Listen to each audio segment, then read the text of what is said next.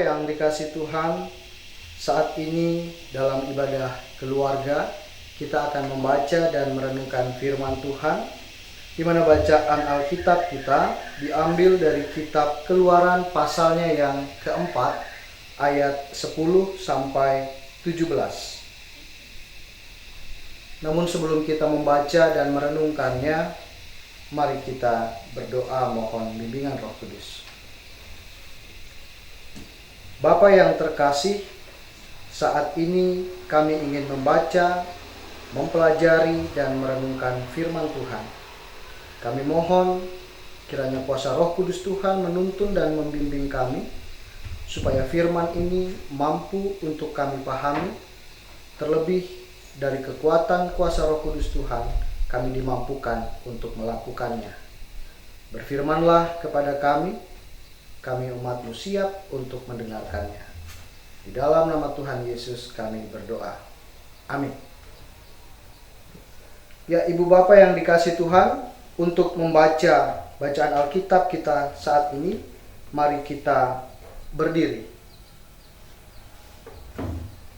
Keluaran pasal 4 ayat 10 sampai 17. Lalu kata Musa kepada Tuhan, "Ah Tuhan, aku ini tidak pandai bicara, dahulu pun tidak, dan sejak Engkau berfirman kepada hamba-Mu pun tidak, sebab aku berat mulut dan berat lidah." Tetapi Tuhan berfirman kepadanya, "Siapakah yang membuat lidah manusia? Siapakah yang membuat orang bisu atau tuli, membuat orang melihat atau buta?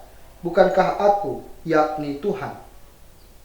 Oleh sebab itu, pergilah, aku akan menyertai lidahmu dan mengajar engkau apa yang harus kau katakan." Tetapi Musa berkata, "Ah Tuhan, utuslah kiranya siapa saja yang patut kau utus." Maka bangkitlah murka Tuhan terhadap Musa dan ia berfirman, "Bukankah di situ Harun orang Lewi itu kakakmu? Aku tahu bahwa ia pandai bicara. Lagi pula ia telah berangkat menjumpai engkau, dan apabila ia melihat engkau, ia akan bersukacita dalam hatinya. Maka engkau harus berbicara kepadanya dan menaruh perkataan itu ke dalam mulutnya. Aku akan menyertai lidahmu dan lidahnya, dan mengajarkan kepada kamu apa yang harus kamu lakukan. Ia harus berbicara bagimu kepada bangsa itu. Dengan demikian, ia akan menjadi penyambung lidahmu, dan engkau akan menjadi seperti Allah baginya. Dan bawalah tongkat ini di tanganmu, yang harus kau pakai untuk membuat tanda-tanda mujizat." Demikian pembacaan Alkitab kita.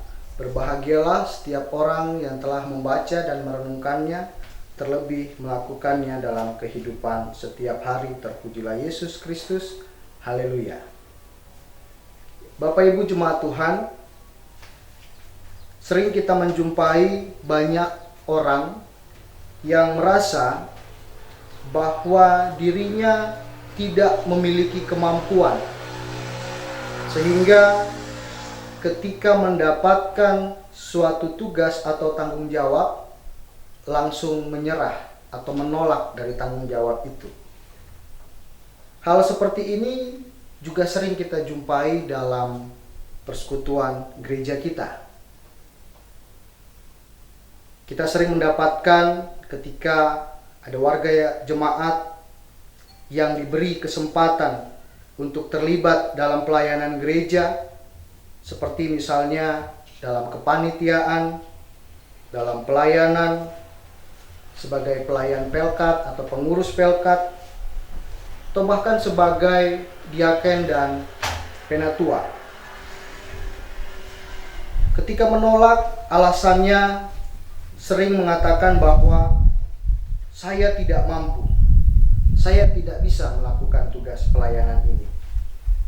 Dari sini kita dapat melihat satu hal, bahwa perasaan tidak mampu ini sesungguhnya menunjukkan sikap rendah diri. Atau sikap seperti ini adalah sikap yang hanya berfokus pada kelemahan diri sendiri, sehingga membuat diri kita tidak dapat berkembang. Mari kita lihat apa yang disampaikan dalam bacaan kita saat ini. Kita lihat bagaimana Musa tarik ulur dengan Tuhan ketika Tuhan memberikan kepadanya tanggung jawab. Memang tanggung jawab yang Tuhan berikan cukup besar, karena dia harus menjumpai bangsa-bangsa untuk menyampaikan maksud dan tujuan dari Tuhan, yaitu membebaskan bangsa Mesir, bangsa Israel dari tanah Mesir. Ini suatu tugas yang tidak mudah, tugas yang berat, sehingga Musa menganggap dirinya tidak mampu. Musa seperti kebanyakan warga gereja yang juga sering kita temui dalam lingkungan gereja kita. Mungkin dengan mudah manusia akan mengatakan bahwa hal semacam ini manusiawi. Karena saya lemah, karena saya tidak mampu, saya tidak punya pengalaman dan lain sebagainya. Tapi kembali lagi, hal semacam itu hanya berkutat pada kelemahan diri sendiri. Kita fokus pada kelemahan diri sendiri sehingga tidak mampu berbuat apa-apa, tidak dapat berkembang.